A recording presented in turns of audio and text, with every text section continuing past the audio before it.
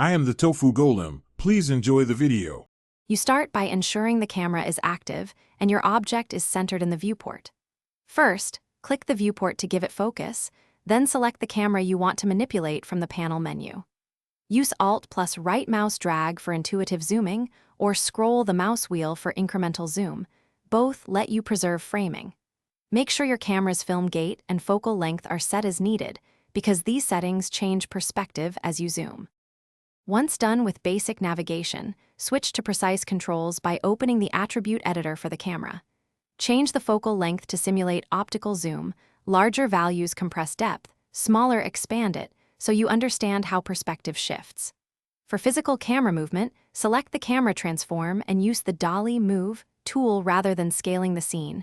This preserves lighting and physics. Also, use frame selection or set the camera. To finish, lock your view by keyframing or baking the camera transforms so the exact zoom is reproducible. Inspect overlays like the film gate and safe action to confirm composition and to avoid clipping important elements. When rendering, verify near and far clip plane values to prevent geometry from disappearing as you zoom close.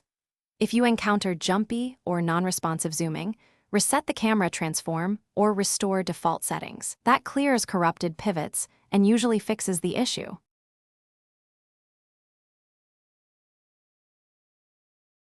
Thanks for watching. Consider subscribing if we helped you today.